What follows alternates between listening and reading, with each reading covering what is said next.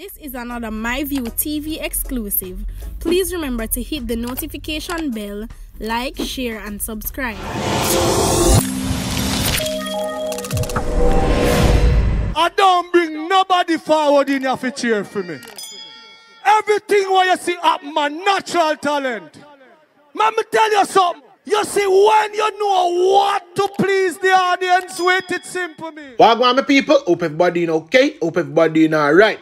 People who no need for worry. One thing with me not change the course. No. I'm going to continue to say criminal forget Slapweh. I see a whole heap of people come out and attack the other day. Say the boy them and them Slapweh the bull bear. I innocent cute them. Okay, hold on. I'm going to give you that story there now. A relative of Dijon Campbell, who was one of the two men who were killed on Tuesday night in 9 Mile Bull Bay, said for months she has warned him not to steal material from a construction site at which he worked. Yes, man. Boy, I work, but yet still him want to slap him forget Slapweh. Me hear him with the argument about in a September, October when him say enough eyes up on the site and how much the steel them left open. Me turn to him and say, you're only over there for work. Don't let anybody lead you astray, the relative said. The body of Campbell, 25-year-old, and Kamal Forbes, 42-year-old, were found at about 8:30 Wednesday morning with several gunshot wounds. Them get what they deserve. The site is being operated by Chinese Arbor Engineering Company. The police, according to Senior Superintendent Tommy Lee Chamber, head of the Kingston East Police Division, discovered 16 lengths of steel along the ground close to the deceased. Our investigation is ongoing, but from what I've heard is that both men worked on the site and for some time they were attempting to move steel. About 2 or 3 hours after the site would have been closed for business, said Chambers. Relatives said that she was disappointed with him. That's what Campbell relative was saying. I can tell you something. Me that don't feel sorry for them. You understand? And the relative should report this matter to the police them long time. Unless the relative they want get rid of him long time too, you know. Because she knows this a thief in boy only go bring down problem on the good family name. Long time me I tell them say them to get Slapweh. Me not stop preach that people. Enough more is left to come. Remember me tell you say people are dead. Left, right, and center. Guess which part me gone? Right round the bedrock now. You understand? Because the man them take with Jacqueline's husband.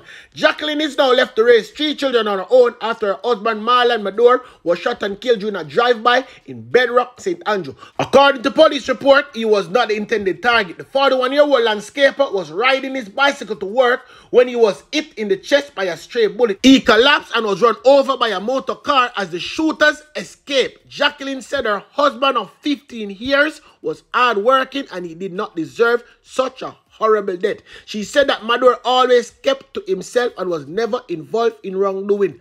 Just at the wrong place, at the wrong time, people. Me telling you, people, it's rough out there, So I say me always tell you, so when you go up on the road, watch your 6 and protect your chick. And the boy them out, they just slap with people. Left, right, and center. Hold on a bit, you know, me carry down over to Ląnce because the man them slap with something else over there. Ląnce just get hot these days. The community of Ląnce in St. Catherine recorded yet another murder. Gunman yesterday killed 27-year-old O'Shane Harper, better known as Lance, a construction worker of Rodney Hall Road in Ląnce. Well, on a bit there now. You see where them try to people? Them try to remove the labor title from them, but tell them say it now work. The incident happened at Burton District. Well, I'm telling you one now. Report from the Spanish Town Police that at about 8:30 p.m. Harper was sitting at a shop when a Tida motor car drove up and its occupants opened gunfire at him. Him them come for. You know what, so nobody has to get shot.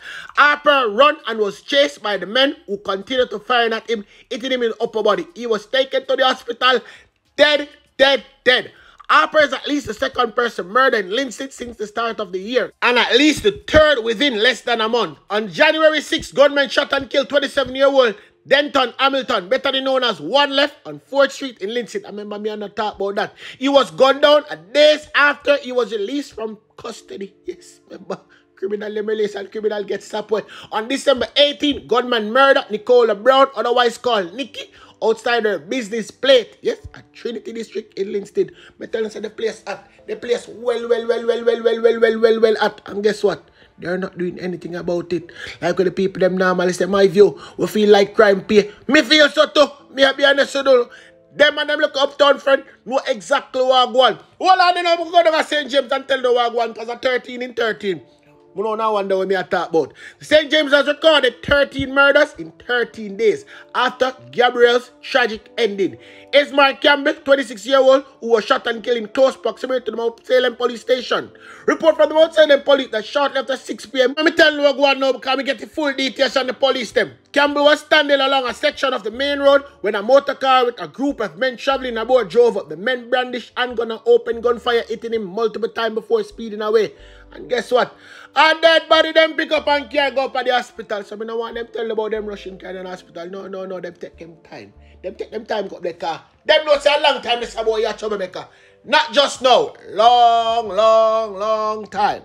People, me don't want to feel like so we are pick, choose and refuse for good into the news. Remember ball to ball coming through to get on this platform, you know. So all's news, all's happening, we now get right there. So we're going to circle back Clowning Golden and make him chat a little bit. And we're going to circle Sleep because Sleep have a little foolishness where more the people them to know about anti-gang this and anti-gang act. One whole heap of nonsense in my chat.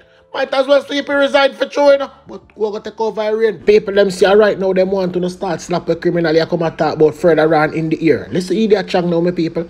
There's intensification of anti-gang activity. The legislation was reviewed late in the year, and the police is making internal adjustments, which, you know, I can go into in a general way. I will outline deploying the additional training men in the special ops team, design the required teams to combine the work of intelligence with investigators and the special operations team to track down gang members, apprehend them and take them to court successfully. As we have done a few, but that has to be expanded significantly. The issue of firearms out there is critical because in several instances where you can get the gang leaders apprehended and locked away, and the younger emerging gangsters, so to speak, young gangsters, have the firearms, they continue shooting with a kind of wanton abandonment that sometimes increases the homicide rate. This is why I indicate that the broader issue of opportunity for young men in particular have to be dealt with, and in the zones of special operations that's particularly so, but that opportunity has to be spread across the board, and the two things go together. There has been, I think, undue delay. We are at a point I should be bringing to the House by very early in this, before the end of the financial year, which ends in February. We are to close, you know. Part of it was really to get the structure of the farm, and it will be a new bill, the replacement, repeal and replacement, to ensure we can focus with a certain level of urgency and messaging to the public that we are serious about dealing with farms and have the consequences as well as those significant. I don't remember if me get for telling say Marlon Spencer get Slapweh. Right time gate that a 40-year-old Marlon Spencer will come from up Augustown. Yeah man, right time gate the man them just pounce up on him and slap him. I know them are going to say unknown assailant. But him know when mixed up in that, and the people them around him know him get himself in a why them slap him. Hold on a bit then now when me talk to a favorite clown, Mark Golden. The Office of the Prime Minister and the Ministry of Economic Growth and Job Creation are together a super ministry comprising of the Prime Minister himself and 6 ministers without portfolio, with no clear structure or mandate. It used to be the place to house the geriatric politicians who refuse to go home. It is now the naughty corner to park ministers who have disgraced the government. The Ministry of Justice has been split into 2 new ministries, with legal and constitutional affairs now coming under a separate minister. Minister Chuck will be twiddling his thumbs, no longer responsible for managing the legislative work of the government, while the Chief Justice and the Court Management Services manage the court system. It really looks like more jobs for the boys at the expense of the taxpayer.